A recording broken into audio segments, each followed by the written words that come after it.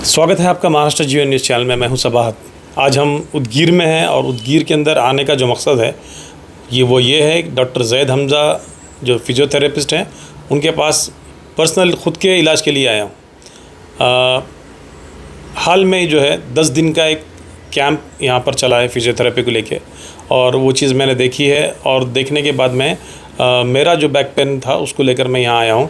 तो हम डॉक्टर जैद हमज़ा साहब से डायरेक्ट बात करेंगे और फिजियोथेरेपी क्या है और फिजियोथेरेपिस्ट के हैसियत से ये जो यहाँ पर सेवाएं दे रहे हैं उस बारे में हम उनसे कुछ जानने की कोशिश करेंगे। डॉक्टर साहब जीवन न्यूज़ चैनल में थैंक यू। बेसिकली आज आपने हमारा भी इलाज किया है। फिजियोथेरेपी है क्या, ये थोड़ा हमारे दर्शकों को बताएं।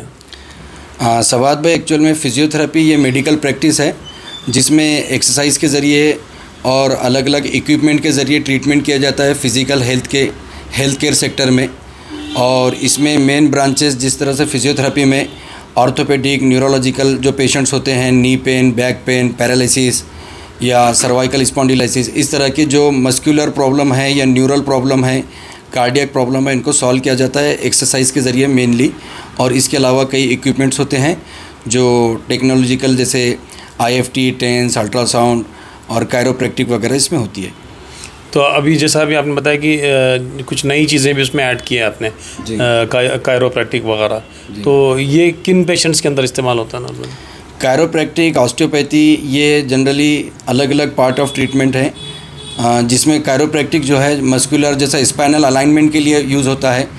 आमतौर पे हम देखते हैं कि पेशेंट बहुत एक्सरसाइज कर रहा है, मेडिसिन ले रहा है, लेकिन उसको क्योर नहीं हो रहा है, 100% क्योर नहीं हो रहा है।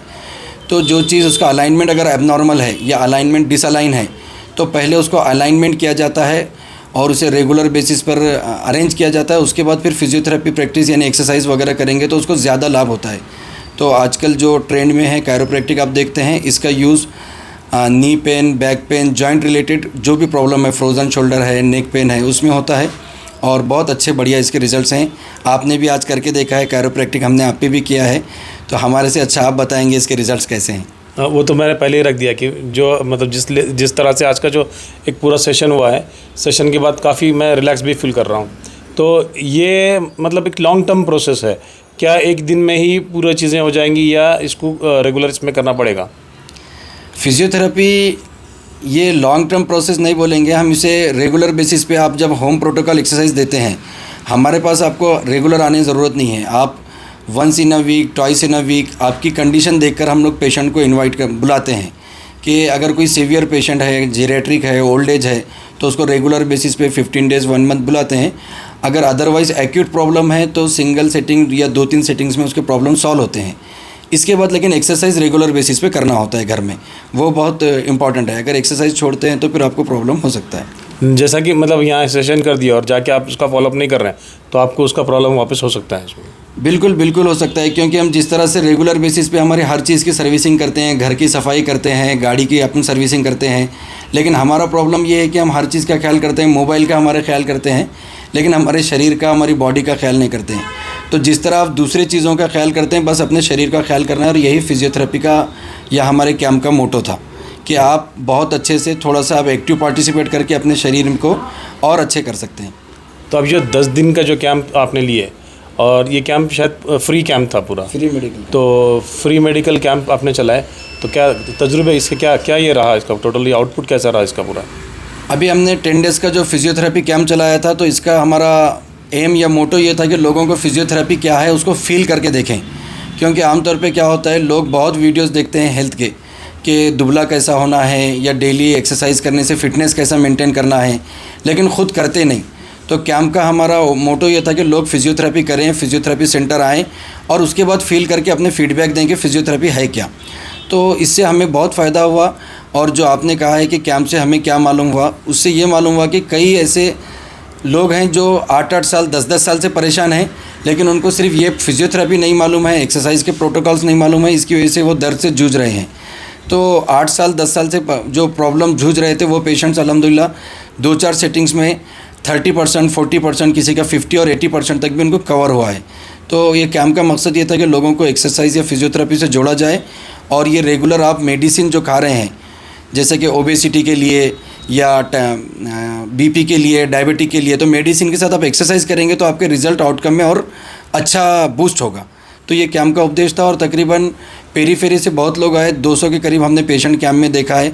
और हम चाह रहे हैं कि जो गौर गरीब भी हैं, जो सेवा नहीं ले सकते पैसे की वजह से, किसी मजबूरी की वजह से, हम भी उनकी सेवा करना चाहते हैं या कर रहे हैं। तो ये कैंप का उपदेश था और कैंप में कई पेशेंट को हमने फ्री, लाइफ टाइम फ्री का कार्ड दिया है जो हमसे फ़ायदा उठा रहे हैं।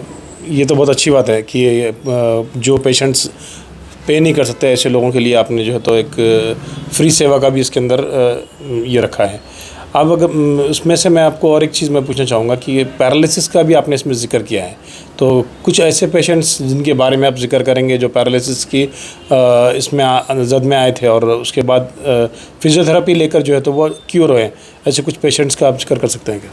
सर, मेरे फेसबुक चैनल पर या फिर इंस्टाग्राम, यूट्यूब चैनल पर ऐसे कई पेशेंट्स के वीडियोज़ हैं जो पेशेंट पैरालिसिस या स्ट्रोक की वजह से परेशान थे और उन लोगों ने फिजियोथेरेपी सेवाएं ली।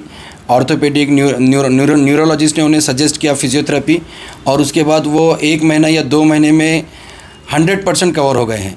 और बहुत सारे ऐसे हैं जो फिजियोथेरेपी की सेवा नहीं ली, मेडिसिन खाते रहे लेकिन एक्सरसाइज नहीं किया और अभी तक 5-5 साल से घर में बैठे हैं। और इसमें एज का भी फैक्टर बहुत इंपॉर्टेंट है।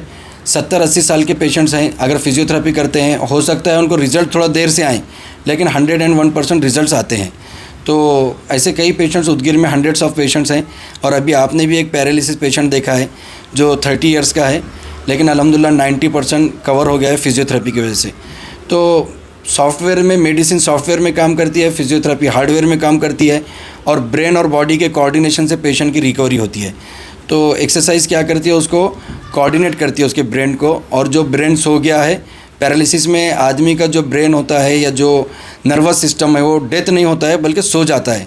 तो फिजियोथेरेपी उसको स्टिमुलेट करता है, एक्टिवेट करता है और आगे बढ़ाता है। तो अल्हम्दुलिल्लाह कई पेशेंट इसकी वजह से कवर हुए हैं।